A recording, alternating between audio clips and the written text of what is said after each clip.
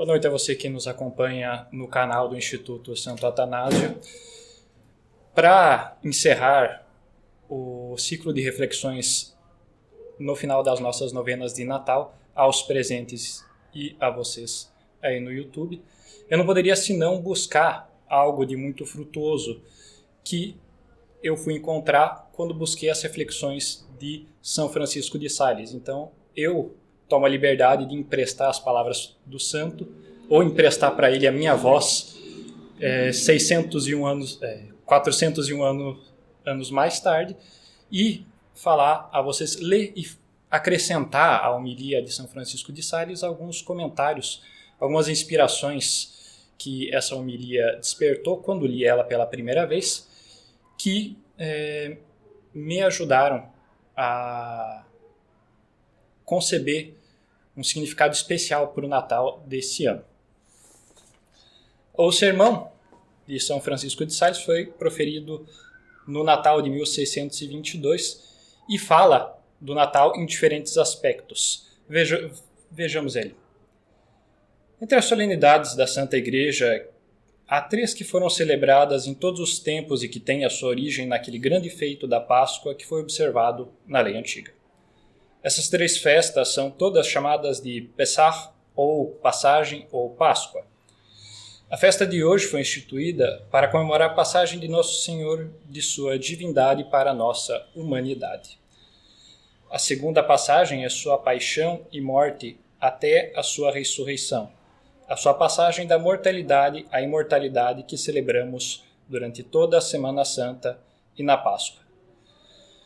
Nesse ponto, sempre me surgiu uma constatação, que é a de que toda vez que nós olhamos por uma criança, estamos visualmente vendo aquele mesmo Jesus que estava na manjedoura.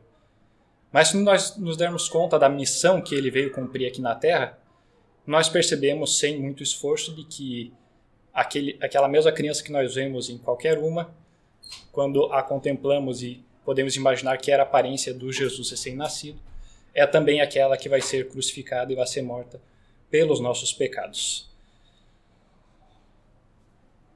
A terceira passagem é celebrada no Pentecostes, dia em que Nosso Senhor adotou os gentios e permitiu-lhes passar da infidelidade à felicidade de se tornarem seus filhos amados. A maior felicidade possível para a Igreja. Todas as festas encontram sua origem no mistério de hoje. Mas você pode dizer, neste momento, que não é como pregar à noite. Aqui São Francisco de Sales se referindo à situação em que ele pregava. E eu respondo que esse era de fato o costume na igreja primitiva, enquanto estava em sua primeira flor e vigor. São Gregório dá testemunho disso na homilia desse dia. No caso, a homilia que nosso colega Augusto tinha refletido a respeito na semana passada. Os primeiros cristãos até diziam as 3 noites das matinas separadamente, levantando-se 3 vezes durante a noite para esse fim.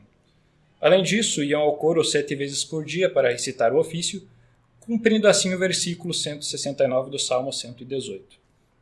Santo Agostinho diz que chegaram a pregar 3 vezes nesta festa. Primeiro na missa da meia-noite, depois na missa da manhã e finalmente numa missa diurna.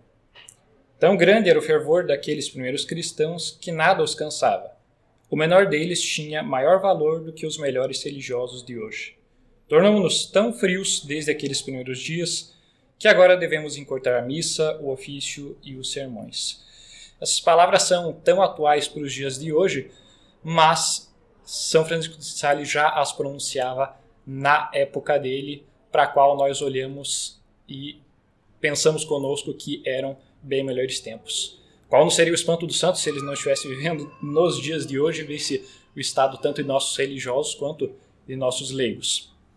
E não é necessário nem recuar muito no tempo para nós ficarmos espantados. Quem quer que tenha parentes um pouco mais velhos e já tenha os ouvido falar de como era o Natal e as celebrações das grandes datas para nós católicos nas décadas anteriores, vai se dar conta do contraste que há entre a maneira que nós as comemoramos hoje e as que nossos pais ou avós as comemoraram há pouco tempo atrás relativamente.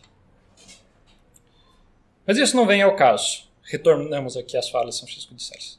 Pelo contrário, pretendo falar-vos primeiro daquilo que a Igreja nos apresenta nesse dia e depois daquilo que devemos esperar e fazer à luz desta fé. Se não terminar tudo o que quero dizer, farei isso mais tarde se Deus nos der tempo.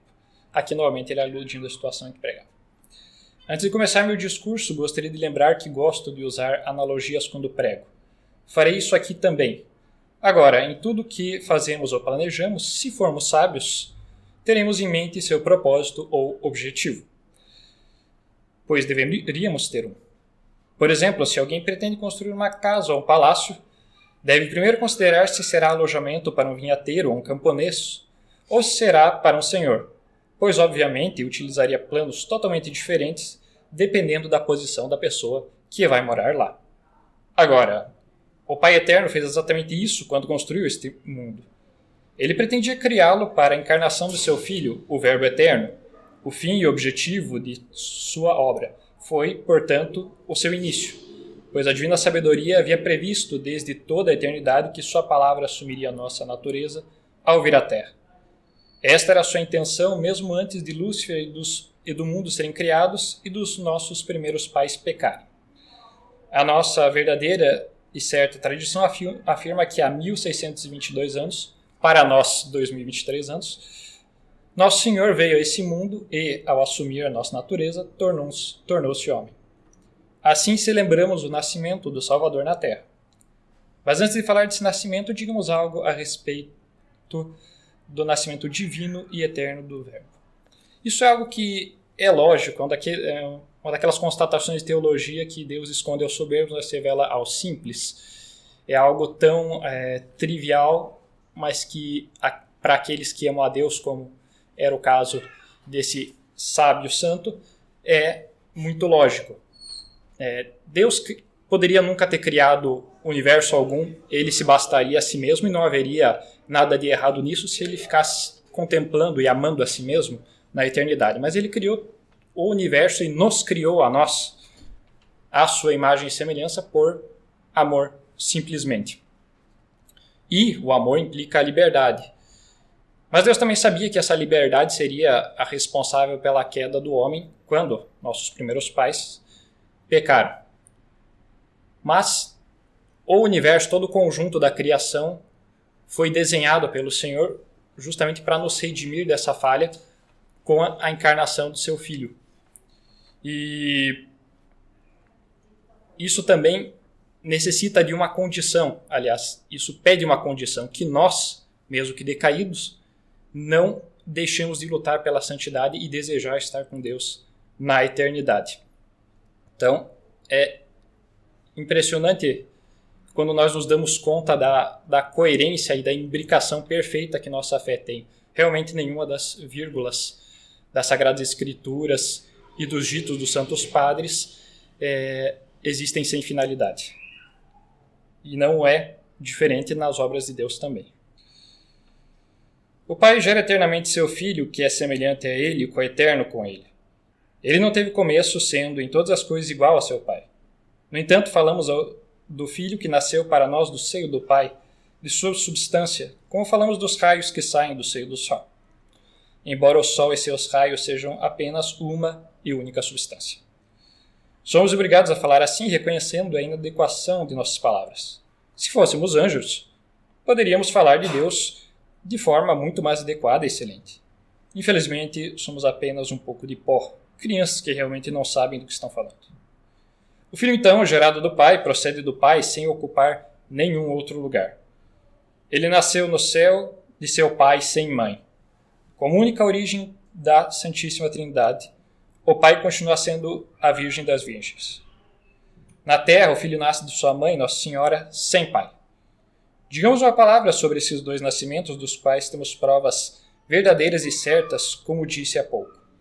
O evangelista assegura-nos que o Verbo Divino se fez carne no ventre da Santíssima Virgem, quando o anjo lhe anunciou que o Espírito Santo desceria sobre ela e que o poder do Altíssimo a cobriria com a sua sombra.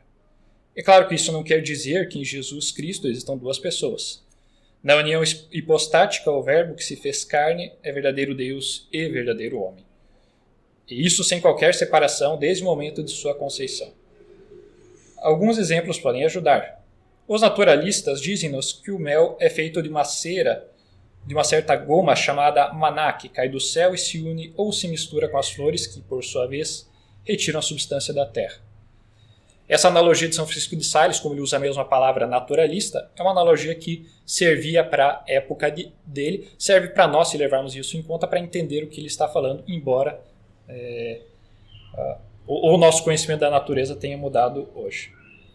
Mas, de forma geral, sobre isso que diz São Francisco de Sales nesse parágrafo, é importante, nós devemos notar, e para isso basta lembrar toda a história da civilização cristã, é que a encarnação de Nosso Senhor levou a uma mudança não só no pensamento e na moral das pessoas, mas na própria concepção de Deus. O Deus amoroso, o Deus que é caridade, Deus caritas est, começa com o cristianismo e começa com o primeiro ato de caridade de Nosso Senhor vindo a essa terra para nos salvar. Antes dele, nenhuma das religiões pagãs via deuses, os deuses ou o Deus, no caso das pagãs monoteístas, como amor ou como caridade que desce à terra para salvar os homens. No mais das vezes, o homem, nessas antigas religiões, era um subproduto da criação ou alguma insignificância para a qual os deuses não tinham muita atenção. Prossigamos. Ao se unirem essas duas substâncias, resultam em um único mel. Em Nosso Senhor e Mestre, a divindade uniu de forma semelhante a nossa natureza com a sua, e Deus nos tornou participantes da natureza divina de alguma forma, pois ele foi feito homem como nós. Observe que há uma diferença entre o mel coletado do tomilho e de todos os outros tipos. É muito mais excelente do que o mel de Heracleia, que é feito de acônio e outras flores. Assim que provamos e reconhecemos que é do tomilho, porque é amargo e doce. O mel de Heracleia, por outro lado, causa a morte. Aqui São Francisco de Sales faz analogia com uma espécie de mel que era encontrado em uma região da Grécia, que era feito a partir do néctar de uma flor venenosa. E no caso, esse mel acabava se tornando venenoso consequentemente. O mesmo acontece com a humanidade sagrada de Nosso Senhor. Nascendo do solo virginal de Maria, a sua humanidade é muito diferente da nossa, que é totalmente contaminada pela corrupção e pelo pecado. Na verdade, porque o Pai Eterno quis que seu Filho unigênito fosse a cabeça e o Senhor absoluto de todas as criaturas, ele quis que a Santíssima Virgem fosse a mais excelente de todas as criaturas, uma vez que ele a escolheu desde toda a eternidade para ser a mãe de seu divino Filho. Na verdade, o ventre sagrado de Maria foi uma colmeia mística, na qual o Espírito Santo formou este favo de mel com o seu sangue puríssimo, o sangue de Maria, no caso. Além disso, o Verbo criou Maria e dela nasceu, assim como a abelha faz o mel e o mel a abelha, pois nunca se vê abelha sem mel, nem mel sem abelha. No seu nascimento, temos provas muito claras da divindade de Nosso Senhor. Anjos descem do céu e anunciam aos pastores que um Salvador nasceu para eles. Magos vêm adorá-lo, e isto nos mostra claramente que ele era mais que homem. Assim como, pelo contrário, seu gemido enquanto ele jaz na manjedoura, tremendo de frio, já experimentando nossas fraquezas humanas, nos mostra que ele era verdadeiramente homem. Consideremos a bondade do Pai Eterno. Se ele assim o desejasse, poderia ter criado a humanidade de seu filho, como fez a de nossos primeiros pais, ou dar-lhe mesmo até dar-lhe uma natureza angelical, pois estava em seu poder fazê-lo. Se ele quisesse fazê-lo, Nosso Senhor não teria sido da nossa natureza. Não teríamos, então, qualquer aliança com ele.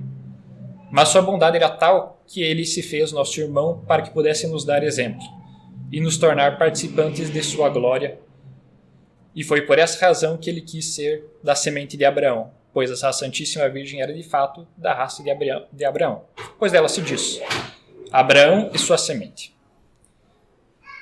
Concluindo, São Francisco de Sales diz-nos: Deixo-vos aos pés dessa bendita mãe e do menino para que, como abelhas, possam colher leite e o mel que brotam dos santos mistérios e de seus castos seios, enquanto esperam que eu continue, se Deus nos conceder a graça e nos der tempo. Rogo-lhe que nos abençoe com sua bênção. Amém. Concluindo, esse é o cume, penso eu, da pregação de São Francisco de Sales naquele Natal de 401 anos atrás. Nada me dá mais esperança do que pensar que, assim como o diabo nos tenta e me tenta todos os dias, ele também tentou Jesus no deserto. Jesus padeceu de tanto das fraquezas espirituais quanto das fraquezas carnais nossas, mas o exemplo dele nos dá a esperança, junto com a esperança de salvação de seu nascimento, de que é possível a todos a santidade. E quando nos encontrarmos em situação de tentação e de fraqueza, basta levantarmos o olhar para o céu e lembrarmos da vida de nosso Senhor, que começou ali, desde o primeiro momento experimentando essas dores, que Ele nos dará a graça, quando tivermos só essa lembrança, e nos ajudará a sermos semelhantes a Ele, na prova daquele momento, em todas as provas. Esse ano foi de provas a todos vocês que nos estão acompanhando. Foi um ano de provas e de muitos trabalhos para nós aqui no Instituto Santo Atanásio. E nós agradecemos sobremaneira a presença de vocês nas nossas atividades, nos nossos programas, nos nossos cursos. E pedimos a companhia de vocês também no ano seguinte, porque estaremos sempre proclamando a verdade do alto dos telhados e nas praças, nesses tempos que são tão escuros quanto a noite em que nasceu nosso Senhor. Mas o trabalho nosso e a audiência de vocês são a luz dos anjos que iluminam as noites desse tempo e iluminarão as noites de todos os tempos a vir, até que Deus volte. Um santo e abençoado Natal e um feliz ano novo a vocês, e que viva Cristo Rei.